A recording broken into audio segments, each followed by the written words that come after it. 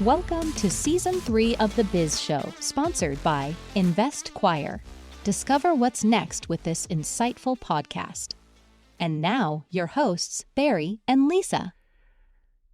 Hello, everybody, and welcome to The Biz Show. How is everybody doing today? I'm your host, Barry Bestpitch. Today is a solo podcast. Actually, I am traveling, and Lisa and I could not sync up our schedules, so you got me today. Anyway, last week, I'm going to dive right into it. Last week, we talked about transitioning from the founder to a CEO.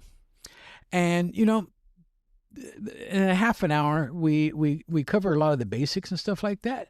But there are a few other things that I kind of wanted to bring to your attention and things that you may or may not know. I'm going to guess some of you probably don't know because you're a new CEO. Your company, you started it, and now you've got a few employees, maybe 10, maybe 20. And, you're growing from a small-sized company into a medium-sized company. And there are a lot of balls in the air, and guess what? You as the CEO get to juggle every single one of them.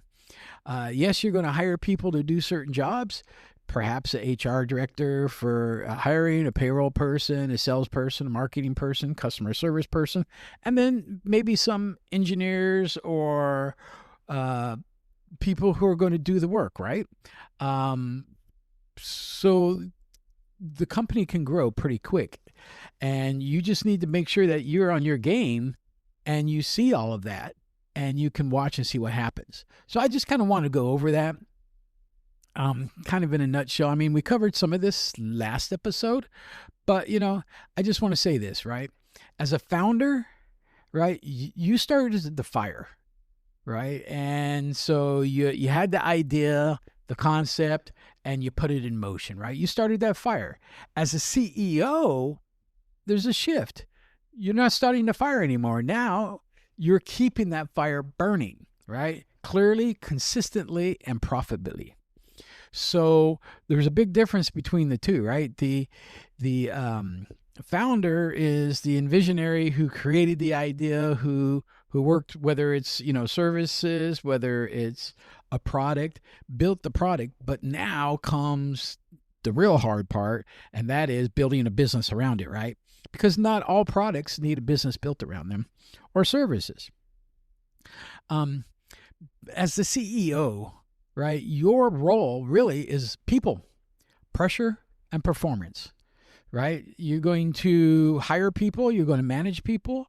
You're going to apply pressure where needed to get things done, whether it's on your employees, whether it's on customers, whether it's on engineers. And then you want to monitor and manage the performance of that, right? And it's not just employees. And so, hey, as a CEO, chances are real good, you probably have a board of directors now. So you are not ultimately the boss now. The board of directors is the boss. And the board of directors, and you may sit on the board, you may even be the chairman of the board.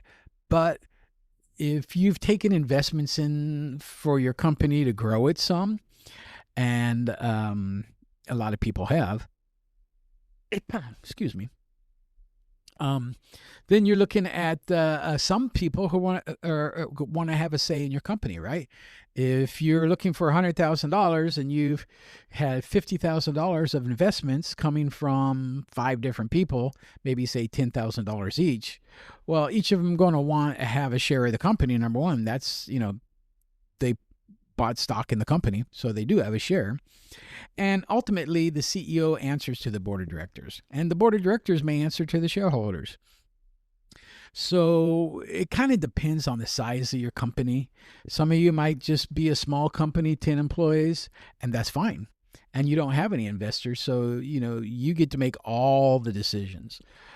As the company grows and gets bigger, that's probably going to dilute some, and there's going to be more people involved, and things like that. So the biggest shock, though, is really now you're managing the business, not the idea. So, keep that in mind. Those are the things that are the biggest things from transitioning from a founder to a CEO. there's a couple things too that I wanted to talk about, and that is the unforeseen CEO work, right? And unforeseen, I'm talking, things from the boardroom to the restroom, and things that you would not expect that you would need to do. It's not all glamorous being the CEO. So, first of all, you're now the one answering, as I mentioned earlier, to the CEO, the board of directors, and there's big expectations on you, right? Everybody, they've invested their money. They want to see the business grow. So it's on your shoulders. It's a big task. And, there's a lot of pressure on you too to perform. And how are you going to perform? Again, you're going to hire people to help you do it because you can't do it all by yourself. Every number is your number. Let me say that again. Every number is your number, meaning there is no they, there's just you, right? You're the CEO. The buck stops with you. And I've said this so many times, and I've talked to clients about this, and I'm going to say it again here. You need to know your daily number. What is your daily number, right? And what do I mean by that? I mean, how much money do you need to make today to break even? Do you even know what you need to do to break even? So as you build your business and you spend money, you got expenses. And so you need to make sure that you have enough revenue coming in to cover those expenses.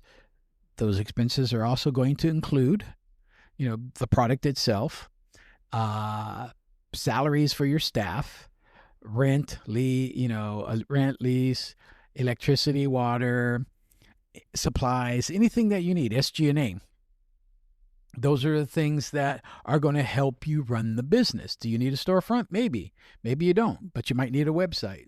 So all those costs add up. Those are all your expenses. Now, you know what those are. You need to know how much money you need to make each day to cover those. And if you're really, really on your A game, you're also going to want to have a margin. And that margin is the profit that the company is going to make. And so if you make $100,000, you really need to make $200,000, right? Cover the business and then get $100,000 in your pocket.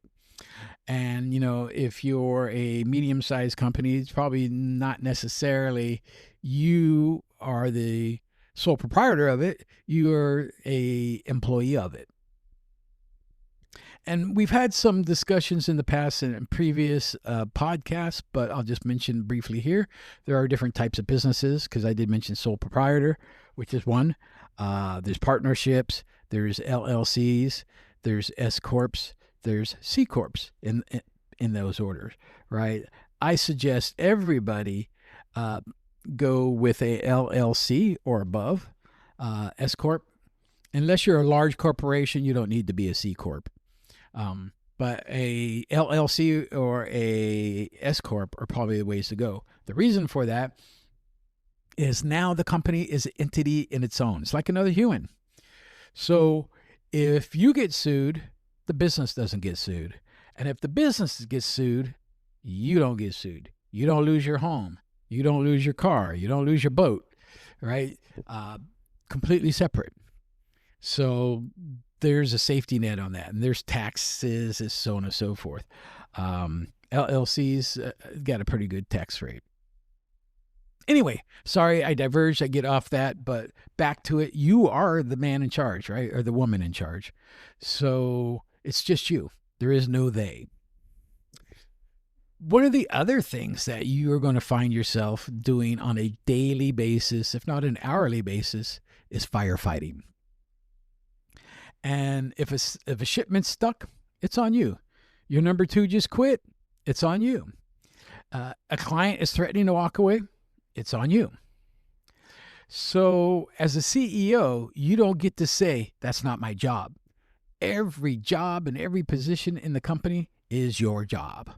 And whether you are doing it or you hired somebody else to do it, is here nor there. The buck stops with you, right?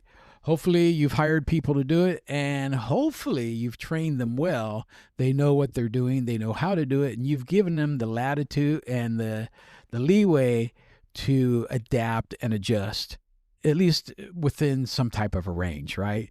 So they don't have to keep running back to you every time. Oh, can I give this customer a 2% discount or a 5% discount? You need to allow them to make some decisions on their own. That's why you hired them, right? If not, you'd be doing the position yourself. So anyways, yes, firefighting is a hourly basis that I've ever seen, right? And then when the lights flicker, they're going to come to you. If a lease needs to be renegotiated, they're going to come to you. So those are the things that a lot of people don't really think about that as they're starting the business and they're moving and transitioning from the founder to a CEO. Now they've got employees and the customers and the company is growing. All of a sudden, now they got all these little things to do. And you might be one day, rolling up your sleeves and working with accounting. And then the next day you might be over in marketing and advertising and working with them to come up with the next brochure or flyer or digital post that is going to go out in the next day or two. And then the next day you might be working with, let's say you got system engineers or web developers. You might be working in them on a design or something like that. So let me say this. I've said this a couple of times again. But the best CEO is not one that is detail-orientated in one field. The best CEO is a jack of all trades, somebody who can work in all these different departments, and they know a little bit of each of these departments. They don't need to be an expert. That's why you hired people. But what they do need to know is basically the concepts, how it works, and how to get things done. And if you can make that happen, you're going to succeed, right? So just keep that in mind, right? That, again, back to you. Other thing that you probably don't really recognize is you become a people problem solver. And there's going to be conflicts between managers and employees. Manager's going to tell an employee to do something, an employee doesn't feel like doing something or doesn't want to do something, or it's against their morals to do it. Then it's going to get bubbled up to you. And now you've got to come up with a creative solution that's going to work for everybody. And just know this, you are not always going to please everybody. For instance, a manager and an employee have an issue, and you have to take a side. And whose side are you going to take? It's a good question. Are you taking the manager's side? Are you taking the employee's side? You need to understand HR, some of the legalities, the labor laws, things like that, right? So sometimes your managers are not always right. And I'll say this, we are all human, so we're going to make mistakes. There's no doubt about it. I've made many mistakes in my life, and I've made successful decisions in my life too. And the good news is we learn from our mistake. That's why we study history, right? We understand that I did it this way, it didn't work. Okay, I'm going to try another way. That didn't work. I'm going to try another. Hey, that worked. All right, so now I know how it works. And I'm going to forego option 1 and 2 now because I know those didn't work. And then as you're training employees or staff, you're going to teach them accordingly, and you're going to teach them it works this way. It doesn't work this way. I, having been a educator and a teacher in the past, I like to give all my students and people that I've coached and mentored the reason why, right? So just teaching this is the way you do it, that's great. And you're giving them the answer and the path. However, you've not really explained the entirety of the situation because things are fluid. Things are going to change. And when those things change, your managers or staff are going to have to adapt. And if you're not there to answer that question right away, then they might have to make that decision or table it and wait for you to make that decision, which can you make it in an hour? What if a customer is waiting and you're not there? So when you educate your staff. Make sure that you tell them why this way works and the other ways don't work. Right. That's actually part of communication too, and the problem solving. That's going to really go a long ways. Just think of this. Most of the days you are solving puzzles, right? And those puzzles have strategic consequences. So make sure that you have the information you need. It's funny because when problems come to me, I am the type of person, I like to sit there and kind of mull over all of the different options. So yes, there are times I got to make snap decisions, but if I don't have to make a snap decision, I won't. I will go back, look at it, analyze it, and then kind of see how did we get here? How did we get at this problem? And so I'll back up and see, oh, maybe we took the wrong path. Okay, let's switch and change to a different path. And maybe the customer doesn't need to know that, but your staff and you do need to know that. So, again, problem solving. The other things that I have found very interesting is, sometimes you are the janitor, right? You're going to walk around the office. Paper's going to be on the floor. The trash needs to be emptied. All your employees, you're paying them to do a job. Are you paying them to take the trash out? Probably not. Are you paying them to change the toilet paper in the bathroom? Probably not.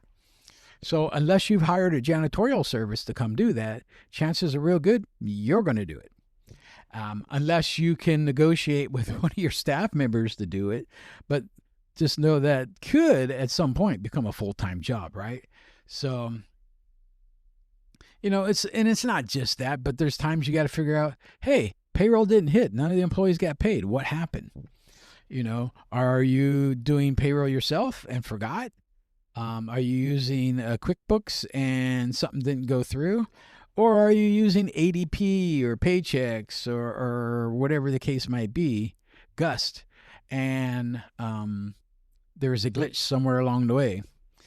You got to dive in, and you got to dive in fast. I mean, typically, if you've hired an HR or a payroll person, that's going to be part of their job. But if you didn't, then it's your job.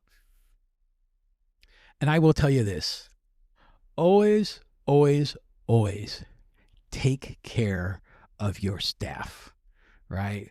They should be number one besides the customers.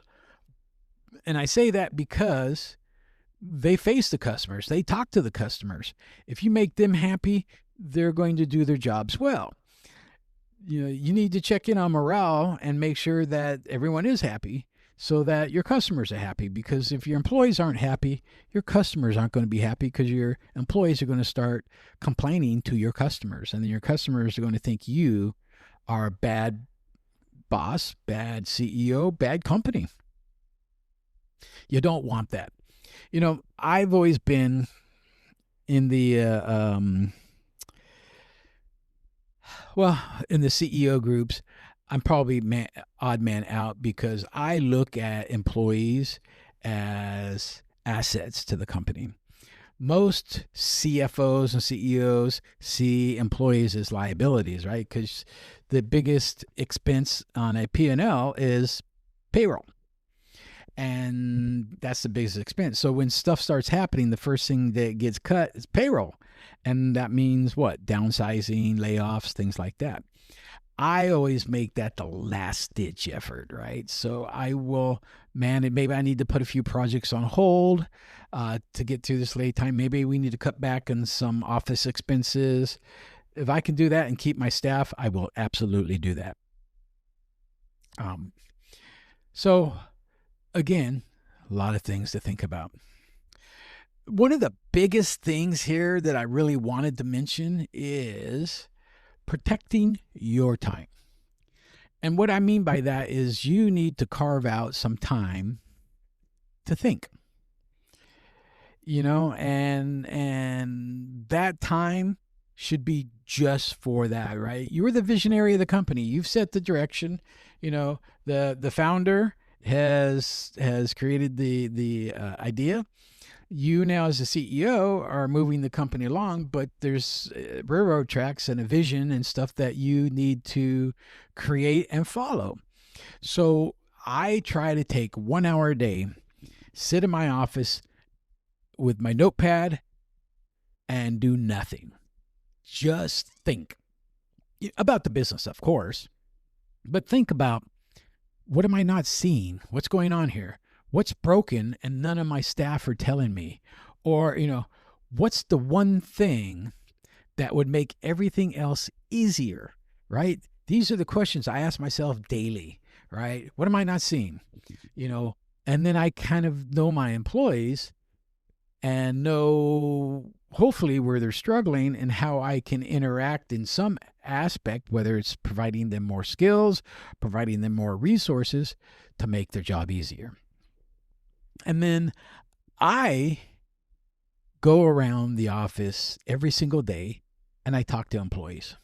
Hey, how's it going? What's up? How are things going? Do you need anything? Tell me, what's the latest thing you've been working on? I like to have that interaction with my staff because it keeps me, A, informed, B, I find out things I would not find out as I'm sitting around at a manager's meeting. Yes, I had manager meetings weekly, and every Monday at 9:00 we'd get together for an hour and go around the table and discuss marketing, sales, engineering, payroll, HR, but I don't find out a lot of stuff. I find out what the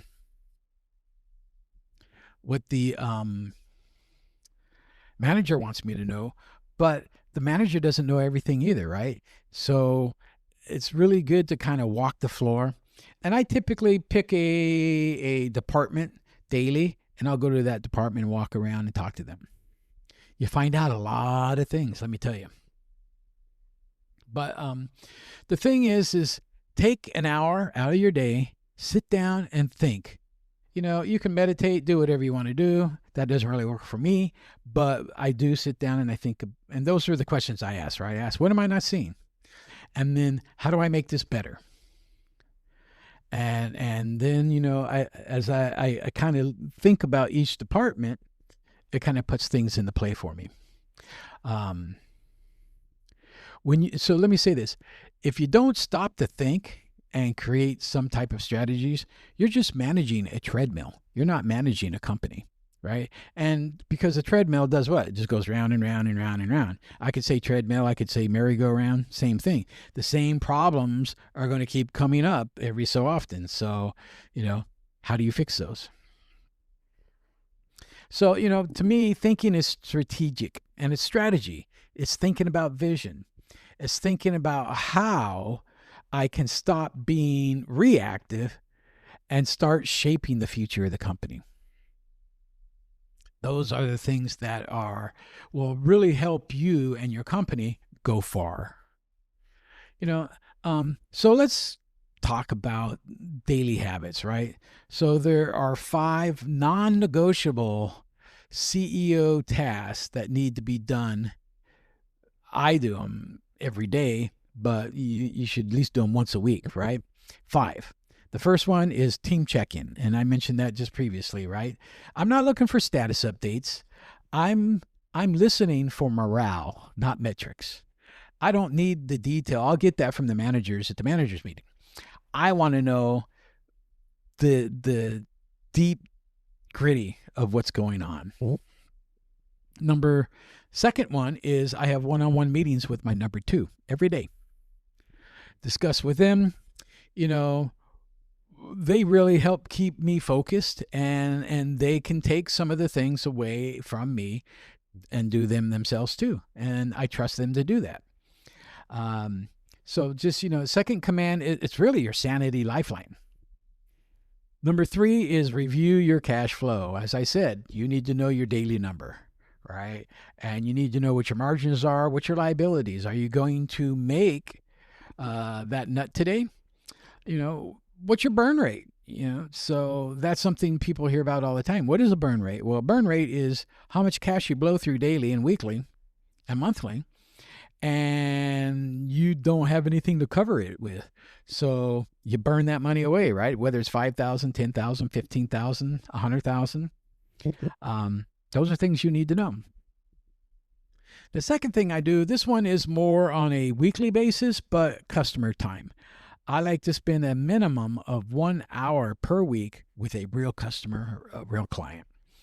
Sit down with them, see what's working, see what's not working, what's the Phil, are we doing our job? Are we giving you what you need? What can we do better? What do you like? These are all questions I ask, and it helps me to go back then and work with managers and staff to, provide what the customer needs, because your customers hired you for a reason. They're your paycheck. So if you don't fulfill those customers' needs or they're not satisfied, guess what? They're going to go to your competition. And then the competition has them as a customer and you don't. And you just lost that income. And one other thing I want to say about this, and here's an example. Back when I was vice president at All Bases Covered, when I first took over there, we had to reshape the company. We had a couple large whale clients, right? And when I stepped in, I was really worried about that because, my God, if we lose one of those clients, we're going to lose a big chunk of business. So we refocused the company and started building up smaller customers. And I'll just use this analogy. If you have one customer and they pay you $100,000 a month and they fire you, how much money are you getting now? Nothing. However, if you have 100 customers and they're paying you $1,000 a month each, you're still getting that $100,000, and one of them leaves, how much are you getting now? $99,000. You can easily continue on and find new customers to fill that gap, hopefully to continue on and build that up even more. I sure did. We built up about $18 million in sales that way.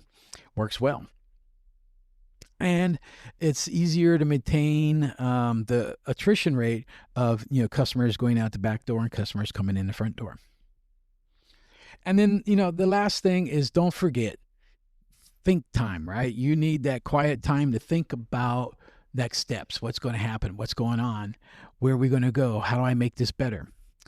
So those are the 5 big non-negotiables that are either daily or weekly. To me, all of them are daily with the exception of the customer time that is weekly. So final thoughts on that, right? Being a CEO, it's not glamorous. It's gritty. You really got to roll up your sleeves and dive in. Yes, you might have the big corner office, and yes, you might make big money. Maybe you don't. But that said, you've got a lot of responsibility to do too, right? So, keep this in mind too.